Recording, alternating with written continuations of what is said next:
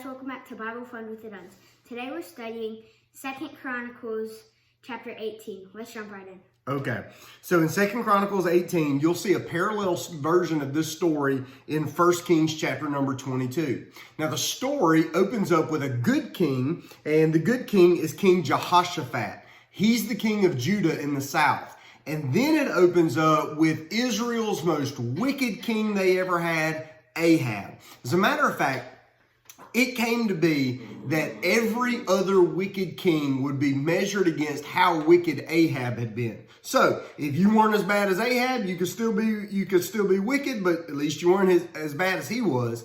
But if you were getting up there, they would say that you walked in the same ways of Ahab. And this is where the story gets in. Because in the middle of this story, we find out that the good King Jehoshaphat had gotten married. And he married Ahab's daughter. Now, here's probably why he married Ahab's daughter.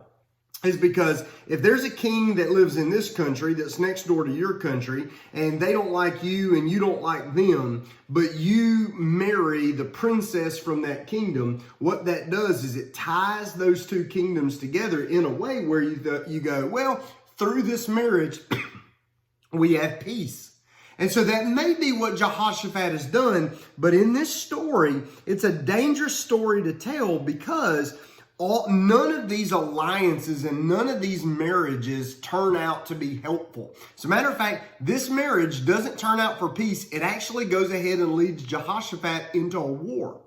Now, why this is important is because Ezra has already brought back, when he's writing these stories down, he's already brought back a large group of exiles from like Persia and Babylon.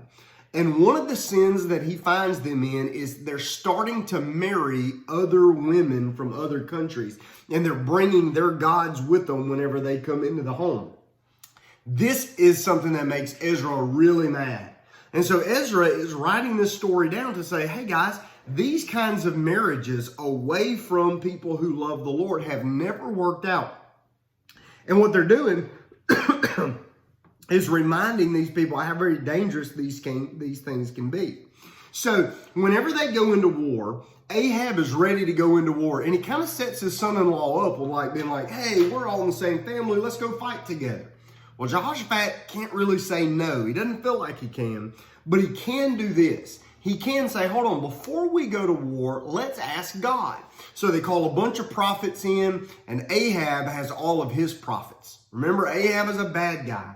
And these prophets start having false visions and false dreams. Well, they were false prophets. It's no surprise that false prophets would have false dreams.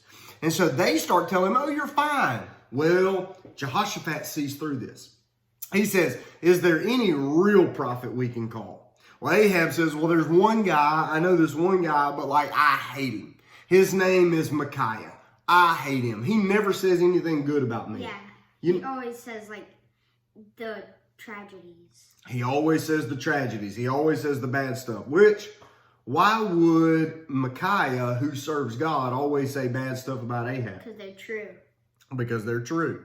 See, Ahab wanted to surround himself with people that would tell him yes instead of telling him what's true.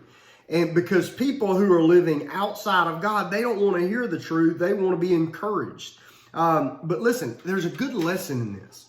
So 400 prophets tell Ahab, go into battle. And one prophet says, don't. Let me tell you a lesson I want you guys to learn.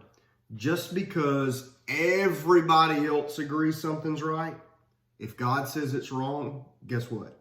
It's wrong. So just because the crowd approves of it doesn't mean that we should approve of it. Now, Jim, you asked an important question as we read this chapter. John, what was your question? Then let's answer it. So if God doesn't want you to kill people or murder them, then why does he help you murder them? That's true. Okay, so let's hear what Jeb's question is. Jeb's question comes back to the commandments. Thou shalt not murder. But then there are times when God sends his people into battle and they have to kill people. Jeb said, why would God say don't murder, but then they go to war and they kill people? What's the difference? Well, here's the difference. There's a difference in me hating somebody and me going to their house and figuring out a way to murder them and kill them. That would be murder. That's me disliking them, that's murdering. But in the Bible, God often used his armies as a way to punish kingdoms that had rebelled against him, and he was giving divine discipline, wrath, punishment, justice. So there's a difference in me wanting to take my neighbor's life and God sending out judgment against a group of people by using his army as the way to do that. Remember, God has always judged sin. The first time God judged the sin in the world was that he sent a flood to destroy the world. In the conquest, he sent his armies to do that. And here, he does that bit by sending armies. In the future, God said he'll destroy the earth with fire. I mean, so judgment is always going to happen because God's judgment and God's justice is always true and right. John, what was your takeaway from this? All right. So my takeaway comes from how Ahab, he was not a good person. And it comes from the part where they noticed that, so the random person shot a random arrow for like no reason, but the arrow flew so perfectly that it hit in the chinks of his armor, which are like the little holes where the armor connects. And it killed Ahab. And so Ahab, like I said, was not the best person. And God was using this to punish him. And yeah. Okay, I agree with that. Now, let's think about what Ahab did. Ahab said, I am going to put on armor and I'm going to go into battle and I'm going to fight alongside my soldiers. Now, does that make him sound like he's weak or like that he's trying to be strong? He's trying to be strong. He's trying to be strong. Now, listen to this though. Ahab had been told that he was going to die. God told him, you have sinned so much, I'm going to make sure that you die. Ahab then started crying and wailing, and God said, all right, I'm going to give you a little extra time because God is gracious. He gives him a little extra time, but eventually the wages of sin is what? Death. All right? So the wages of sin is death, so Ahab is going to have to die for his sin. So when Ahab goes into battle, imagine if you've got a bunch of soldiers going into battle, and most of them have been pulled into battle, and they're like farmers. Are they good fighters or not? No. No. So if you see a big, strong soldier coming at you wearing big armor and a sword and a shield, and he's got a chariot, do you want to fight him or do you want to fight that little group of guys over there that maybe don't have any armor? Who do you want to fight against? The little guy. That's right. So it looks like he says, I want to be tough, but maybe he says, I want to hide in plain sight. Well, then it says there's an armor. There's a guy an archer who pulls back a random arrow at a random time and releases it in a random way, and it flies randomly over the battlefield, but it hits Ahab square in the perfect place, and Ahab dies. Then we must say, was any of that random? No.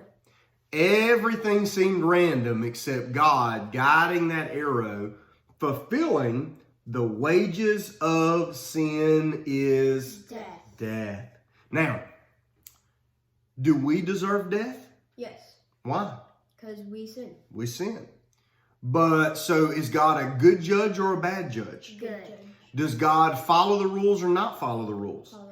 So when God says the wages of sin is death, how do we get to live even though we're supposed to die?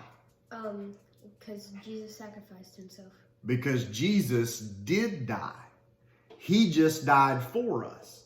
And so the wages of sin is death. Even our sin requires death. But Jesus died our death for us. Ahab died in his own sin. Jesus died in our sin. And that's where we see the wonderful story of the gospel of God who loves us and cares for us. There's a lot more in this chapter, but I hope you enjoyed what we got. We'll see you tomorrow as we read chapter number 19. Bye.